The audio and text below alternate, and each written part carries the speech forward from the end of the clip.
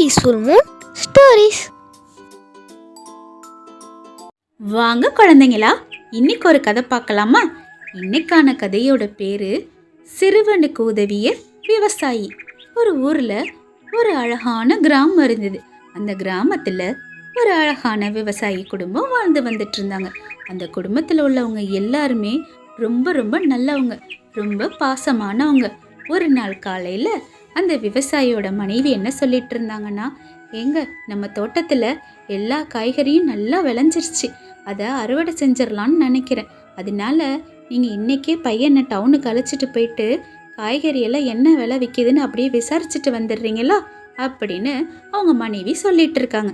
அதுக்கு அந்த பையனும், ஆமாம்மா, அப்பா நேத்தே என்கிட்ட சொல்லிட்டு தான் இருந்தாங்க, நாங்களே இன்னைக்கு டவுனுக்கு போகலான்னு தான் நினச்சோம்.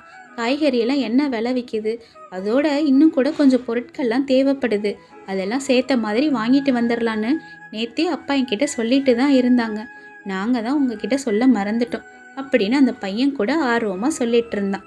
அதுக்கு அவங்க அந்த அப்பாவோ, ஆமாம், நாங்கள் நேத்தே முடிவு செஞ்சிட்டோம், உன்கிட்ட சொல்கிறதுக்கு தான் மறந்துட்டோம். இன்றைக்கி நாங்கள் கண்டிப்பாக டவுனுக்கு போக தான் போகிறோம். உனக்கும் ஏதாவது ஜாமான் தேவைப்பட்டா சொல்லு, அப்புறம் இன்னைக்கு தோட்டத்தில் நீ மட்டும் தனியாக வேலை செய்கிற மாதிரி இருக்கும், பார்த்து பத்திரமா இரு, ஏதாவது தேவைப்பட்டா கூப்பிடு அப்படின்னு அந்த அப்பா சொல்லிகிட்டு இருக்கிறாரு. ஏன்னா எப்போதும் 3 பேரும் சேர்ந்து தான் தோட்டத்தில் வேலை செய்வாங்க. இன்றைக்கி அவங்க தனியாக செய்கிறதுனால கொஞ்சம் பயப்படுறாரு. ஆனாலும் அவங்களுக்கு இது வாடிக்கையான விஷயந்தான், தனியாகவும் பார்ப்பாங்க, ஆனால் எப்பயாச்சும் தான் பார்ப்பாங்க. அப்புறம் அவங்க மனைவியோ, அதெல்லாம் ஒன்றும் பிரச்சனை இல்லைங்க, நான் பார்த்துக்கிறேன், எல்லாமே விளைஞ்சிருச்சு, காய்கறி எல்லாம் எடுக்கிற தருவாயில் தான் இருக்குது, எடுத்துட்டு இன்னைக்கு இன்னும் சின்ன சின்ன களைகள் ஏதாவது இருக்கும், அதை மட்டும் எடுத்துகிட்டு வந்துடுறேன், வேறு ஒன்றும் பெருசாக தோட்டத்தில் வேலை இருக்காதுன்னு நினைக்கிறேன் அப்படின்னு சொல்லிட்டு அவங்க தோட்டத்துக்கு போகிறாங்க. பார்த்தா காய்கறி எல்லாம் நல்லா அழகாக விளைஞ்சி நிற்கிது. அதை பார்த்தோன்னே உங்களுக்கு சந்தோஷமாக இருக்குது. அதெல்லாம் அப்படியே பறித்து போட்டுடலான்னு பார்த்துட்ருக்காங்க. ஆனால் அவங்களுக்கு தனியாக அதை அப்படியே எடுக்க முடியல. அப்புறம் கொஞ்சம் சின்ன சின்ன வேலைகளை பார்க்க ஆரம்பிச்சிடுறாங்க. அப்புறம் அந்த விவசாயி ஒரு வழியாக டவுனுக்கு போய்டுறாரு. அவர் வாடிக்கையாக எப்போதும் ஒரு கடைக்கார்ட்ட தான் அவர் விளைவிச்ச காய்கறியெல்லாம் விற்பார். அப்புறம் காய்கறி என்ன விலை விற்கிதுன்னு அப்படியே விசாரிச்சிட்ருக்கிறாரு. அதுக்கு அந்த வியாபாரியோ, வாங்கய்யா, உங்களை தான் நான் ரொம்ப எதிர்பார்த்துட்டு இருந்தேன், உங்கள்கிட்ட வாங்குகிற காய்கறியெல்லாம் அவ்வளோ அருமையாக இருக்கும், நீங்கள் எந்த வித மருந்தும் வைக்காமல் அவ்வளோ அழகாக நேர்த்தியாக காய்கறியை கொடுப்பீங்க, எல்லாரும் உங்கள் காய்கறியை தான் கேட்பாங்க, என்கிட்ட தான் வந்து ஆர்வமாக வாங்குவாங்க அப்படின்னு பேசிகிட்டு இருக்கையிலேயே பின்னாடி ஒரு சின்ன பையன் நிற்கிறான்.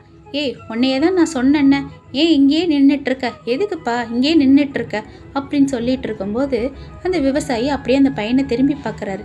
யார் அந்த பையன், என்னது புதுசாக இருக்கான், நான் இதுக்கு முன்னாடி இந்த பையனை பார்த்ததே இல்லையே, பார்க்கவே பாவமாக இருக்கான், என்னது இது, ஏன் இப்படியெல்லாம் சத்தம் போடுறீங்க அப்படின்னு சொல்லிட்டு அதுக்கு அந்த சின்ன பையன் சொல்கிறான், ஐயா, என்னைய மன்னிச்சிருங்க, நான் தெரியாமல் வந்து நின்ட்டேன் அப்படின்னு சொல்லிட்டு இருக்கான். உடனே அந்த விவசாயி, ஏன் இப்படியெல்லாம் பேசுகிறீங்க, சின்ன பையனாக இருக்கான், இந்த மாதிரியெல்லாம் திட்டலாமா, நம்ம சின்ன பையன் எவ்வளோ சங்கடப்படுவான், இந்த மாதிரி யாரையுமே பேசக்கூடாது, இவ்வளோ பெரிய மனிதன் ஆயிட்டீங்க, இப்படிலாம் பேசக்கூடாது அப்படின்னு சொல்கிறாரு.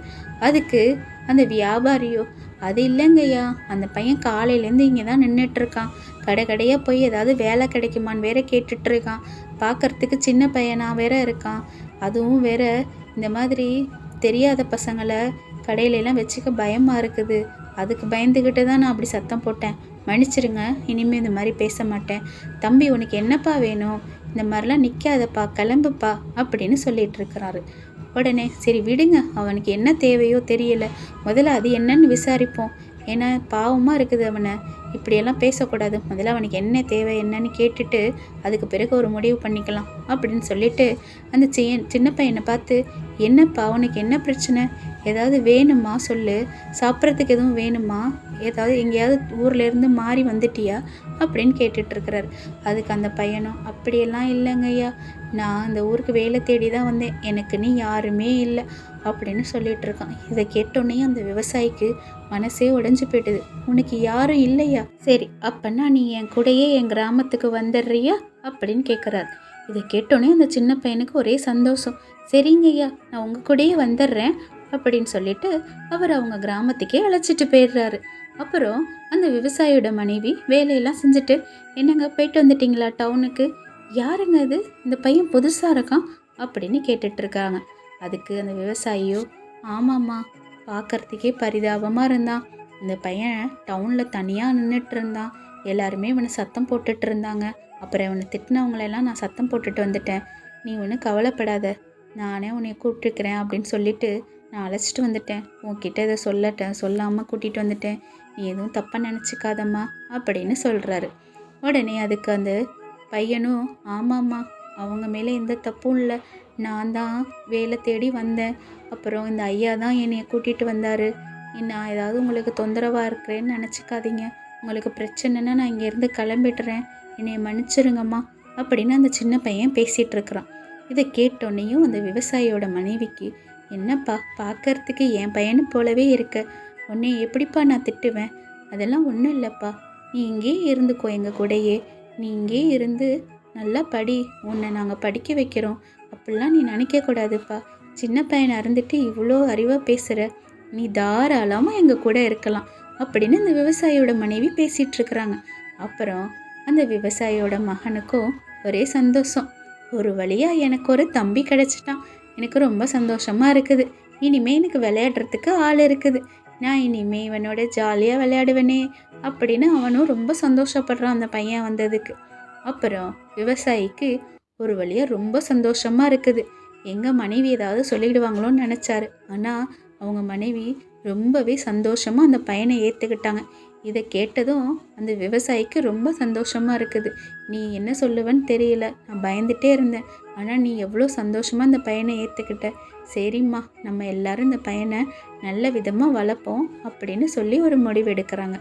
அப்புறம் அந்த விவசாயியோட மனைவியோ, சரி விடுங்க, வாங்க எல்லாரும் இனிமேல் ஒத்துமையாக சந்தோஷமாக இருப்போம் அப்படின்னு சொல்லிட்டு ரொம்பவே அன்பாக பாசமாக இருக்கிறாங்க. என்ன குழந்தைங்களா, இந்த கதை உங்களுக்கு பிடிச்சிருக்கா? பிடிச்சிருந்ததுன்னா மறக்காமல் வீடியோவை லைக் பண்ணி ஷேர் பண்ணி சேனலை சப்ஸ்கிரைப் பண்ணுங்கள். நாளைக்கு உங்களை வேறொரு கதையோடு பார்க்குறேன். பாய்.